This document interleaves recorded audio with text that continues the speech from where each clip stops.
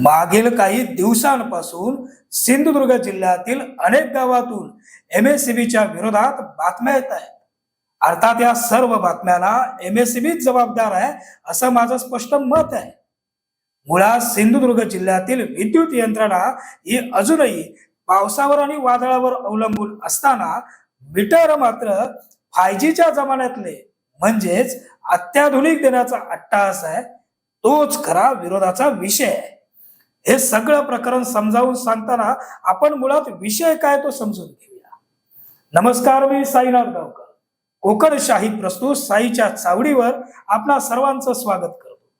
सिंधुदुर्ग जिल्ह्यासहित महाराष्ट्रात अनेक ठिकाणी सध्या स्मार्ट मीटर बसवण्याच्या निर्णयाला तीव्र विरोध होतो. खास करून ग्रामीण भागात आणि कोकणात लोक याला जाचक मानतायत. यामागची प्रमुख कारण आणि सरकारच्या दृष्टिकोनातून काय घडतंय ते थोडक्यात समजावून. स्मार्ट मीटर सक्ती का होते ते सर्वप्रथम जाणून घेऊया. खरं तर ही योजना आहे केंद्र सरकारची. स्मार्ट मीटर हा केंद्र सरकारच्या RDS अंतर्गत एक भाग आहे, ज्याचा उद्देश बिजली वितरण प्रणाली आधुनिक आणि कार्यक्षम बनवणं हा आहे. यामुळे वीज चोरी कमी होणं, बिलिंग प्रक्रिया पारदर्शी होणं आणि ऊर्जा वापरावर नियंत्रण ठेवणं शक्य होणार आहे. बरं, प्रीपेड सिस्टीम काय ते समजून घेऊया. Smart meter prepaid mobile recharge प्रमाणे काम करतात, ज्यामुळे ग्राहकांना वापरलेल्या विजेनुसार बिल मिळतं. सरकार आणि वितरण कंपन्यांना यामुळे बिल वसुली सुलभ होणार आहे. तसं पाहायला गेलं तर वीज वितरणच्या खाजगीकरणाचा हा महत्वपूर्ण टप्पा मानला जातो. काही ठिकाणी स्मार्ट मीटर लावण्याचं काम खाजगी कंपन्यांना देण्यात आलंय, ज्यामुळे प्रक्रिया वेगवान होते आणि यामागे आर्थिक आणि तांत्रिक कार्यक्षमता वाढवण्याचा हेतू देखील. अनुदान आणि खर्चाचा जर हिशोब घालायचा म्हटलं तर स्मार्ट मीटर योजनेसाठी केंद्र सरकार 60% अनुदान देते, तर उर्वरित 40% रक्कम वितरण कंपन्या कर्जाद्वारे उभारतात. यामुळे कंपन्यांवर दबाव आहे की ही योजना लवकरात लवकर पूर्ण करावी आणि ती लागू व्हावी. आता निर्णय लोकांना का चाचक वाटतोय ते सुद्धा समजून घेणं गरजेचं आहे. लोकांमध्ये बिल वाढीची भीती पसरली. लोकांना असं वाटतंय की स्मार्ट मीटरमुळे बिजली बिल वाढेल. अनेक ठिकाणी जसं की त्रिपुरा आणि राजस्थान या भागांमध्ये ग्राहकांनी बिल दुप्पट झाल्याची तक्रार केली. एकूणच या सगळ्या प्रक्रियेकडे उघड्या डोळ्यांनी पाहिलं असता जागरूकतेचा अभाव स्पष्टपणे समोर येतो. स्मार्ट मीटर कसं काम करतात, त्याचे फायदे काय आहेत, याबाबत पुरेशी माहिती लोकांपर्यंत पोहोचवलीच गेली नाही. यामुळे गैरसमज आणि अविश्वास वाढलाय. पहा काही निवडक प्रतिक्रिया. तर मागं एक सांग, जे गावागावांमध्ये स्मार्ट मीटर बसवले जाणार असेल एमएससीबी कडनं, त्याबाबतची काय त्याचं नेमकं फायदो काय होणार आहे, तुका काय माहिती आहे काय? काहीच नाही. अशा पद्धतीची माहिती घेऊन कधीच कोण पोचले नाही. कोणच नाही, काय कल्पनाच नाही त्या. मिसरी काका, मागा एक सांगा, जे काय स्मार्ट मीटर बसवणार असत गावागावांमध्ये, तर त्याबाबतची जी काही योजना आहे ती तुमका काय नेमका काय त्याचा फायदा होणार आहे माहिती आहे का? काही माहिती नाही. मग असं कोण सांगण्यासाठी पण येले नाही तुमच्याकडे? नाही. मला मागा एक सांग, गावागावांमध्ये जे स्मार्ट मीटर बसवले जातात बघ, घराघरात असत, तर ते नेमकं काय विषय आहे तुका माहिती आहे काय? कशासाठी ते स्मार्ट मीटर बसवले जातात वगैरे? ते स्मार्ट मीटर बसवल्यामुळे फायदो काय या माहिती आहे? नाही. बऱ्याच ठिकाणी जबरदस्ती आणि पारदर्शकतेचा अभाव दिसतो. अनेक ठिकाणी पूर्वसूचना किंवा संमतीशिवाय स्मार्ट मीटर लावले गेले ही वास्तविकता आहे, ज्यामुळे लोकांमध्ये रोष आहे. बरं, या प्रीपेड सिस्टीमची अडचण अशी आहे की ही प्रीपेड मीटरमुळे ग्राहकांना सतत रिचार्ज करावं लागतं, जे विशेषतः ग्रामीण भागात आणि कमी उत्पन्न असलेल्या कुटुंबासाठी त्रासदायक आहे. आजही विजेसारख्या जीवनावश्यक सेवेबाबत निर्णय घेत असताना खाजगी कंपन्यांबद्दल अविश्वास लोकांमध्ये पसरलेला आहे. स्मार्ट मीटर लावण्याचं काम खाजगी ठेकेदारांना देण्यात आलंय, ज्यांच्यावर सरकारी अधिकाऱ्यांचं नियंत्रण कमी आहे. यामुळे लोकांना खाजगीकरणाची भीती वाटते. या स्मार्ट मीटरमध्ये तांत्रिक त्रुटी आढळल्याच्या तक्रारी आहेत आणि तक्रार निवारण प्रणाली कमकुवत असल्यानं लोक असमाधानी आहेत. आता अगदी थोडक्यात समजावून घेऊया की सिंधुदुर्गातील जनभावना काय. तर बघा एक सांगा, जे गावागावांमध्ये घरांमध्ये स्मार्ट मीटर बसवले जातात त्याचो नेमको फायदो काय हा किंवा तोटो काय हा तुमका काय सांगितलं गेलं का MSCB कडून?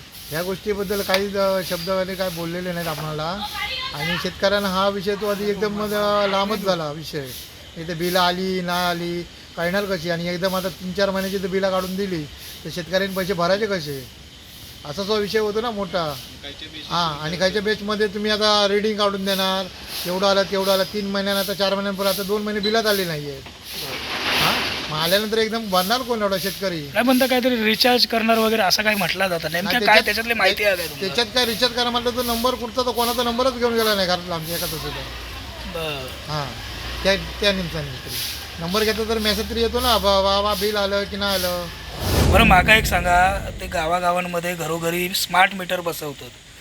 तुमच्याकडे जर कोण बसवूक असे येईल तर तुम्ही बसवूक देणार काय? नाही नाही, अजिबात का देणार नाही? नाही. का नाही? कारण आतापर्यंत मी MSCBची बिला भरतोय, समजलं ना. MSCBची याची इलेक्ट्रिकची बिला पहिली येत ती भरतोय मी, म्हणजे हे करून माझ्या ॲपवर. पण ते विषय कसो आज त्याच्यामुळे काय होतं, आता नवीन मीटर ज्यांचे बसवल्याने आहेत ते काय करतात, ते नंबर घेऊन येतं, त्यांना सांगायचं लागतं तुम्ही नंबर घेऊन या, मग तुमका बिल किती आता मी सांगायचं लागतंय. आणि त्याच्यामुळे काय होता, माझा नुकसान आणि त्यांचा नुकसान. ते काय म्हणतात, कशावरनं एवढाच बिल दिला. हां, आणि मी म्हणतोय की मी भरलंय बिल बरोबर. त्यांचा, त्याच्यामुळे माकाव नोंद देऊ गोई आणि त्यांच्या लक्षात राहणार ना किती तारखेक भरले काय केलं. पहिली बिला यायची ना तेव्हा काय व्हायचा की ती त्या पावती लिहून दिले की बा ते अमुक दिवशी भरला बिल, हे तारीख लिहून द्यायचो मी. आणि पण त्या अद्ययावत काहीतरी यंत्रणा ऍक्टिव्हेट अद्यावत यंत्रणा काय नाही, त्यांची नवीन मीटरची ना बिल म्हणजे बाबा रिडिंग किती पडला महिन्याचा, ह्या तरी येऊ गया. महिन्याचा बिल रिडिंग किती पडला किंवा काय झाला काय येत नाही त्यांच्या ह्याच्यात. येता मोबाईलवर. आता सर्वसामान्य म्हातारी माणसं करणार काय याचा, आणि जे मुंबईत असतं त्यांचे ते करणार काय. काय जणांचे सगळ्यांचे स्मार्ट मीटर हे नाहीत ना, स्मार्ट फोन नाहीत ना, ते हे करू मेसेज हे करू. बरोबर. मग त्याच्यामुळे काय होता, हा मोठा नुकसान झाला. आणखी आता ज्यांनी नवीन बसवल्याने आहेत ना त्यांचे भरपूर बिला येतात, अशी त्यांची बोंबा. म्हणजे महिन्याक 800-900 रुपये येत आता त्यांची. पण ह्या स्मार्ट मीटरमुळे नेमकं फायदो काय होणार आहे तुमका कोणी कधी सांगणार? कोणीच सांगलेला नाही आमका कोणीच सांगलेला नाही. आणि की काय पण ह्या नाही ह्या केला. आणि एवढा पण पसरवला गेला आमच्या हयसर की जर बिल भरला नाही, तुका नजर चुकीन राहुला तर ती डायरेक्ट तिकडनं कट करणार. मग वायरमॅन आतापर्यंत कसे वायरमॅन तोडूक जायचे ना, सांगू घ्यायचे की बाबा तू बिल भर, नाही तर तुझं मी ह्या करणार, वायरमॅन यायचे. आता मी नाही तर डायरेक्ट ह्या केला जाणार, म्हणजे वरसून कट केला जाणार त्यातून. या त्याच्यात काही कार्ड हे काय घातले नाही, आता त्याच्यावरनं त्यांना रिडिंग जाता असं म्हणतात ते. पण ते रिडिंग जाता ना, आता रिडिंग लिहू दिसाक आहे ना ह्याच्यात नेमकी काय तथ्यता हा नाया या MSCBनंच क्लिअर करू घ्याव्या अर्थात. तर मागा एक सांगा, ते आपल्या घराघरांमध्ये स्मार्ट मीटर बसवणार बघ ते MSCB वाले, आपल्या आता जुने मीटर आहेत ते काढून, तर ते स्मार्ट मीटर बसवल्यामुळे नेमकं फायदो काय होणार या माहिती आहे का तुझा? काय माहिती तशी दिलेली नाही, त्यामुळे आपल्या काय समजणार पण नाही. त्यासाठी बसवणार ते पण काय सांगितलेलं नाही, बसून काय झालं. बसवलं. बरं, तुम्ही काय सांगशाल, म्हणजे तुमका माहिती आहे का नेमके स्मार्ट? माहिती म्हणजे आता नवीनही बसवलेलेच आहेत मीटर न सांगता. पण त्याच्यातनं नेमकं फायदो काय फायदो होणार? आता काय माहितच नाही, फायदो काय आहे तो, फायदो किती होतो कळणार कसा. म्हणजे काय आमका माहितीच दिली नाही ना बाबा ह्याच्यात फायदो किती होतो. ग्रामपंचायतींच्या बैठकांमधून ठराव काढले जात आहेत की स्मार्ट मीटर नकोतच.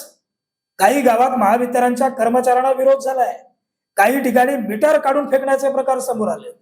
लोकप्रतिनिधींवरही दबाव आहे की ते सरकारला विनंती करून ही योजना स्थगित करावी. सिंधुदुर्गात अनेकांचा याला विरोधही नाहीये आणि अनेकांचा विरोध देखील आहे.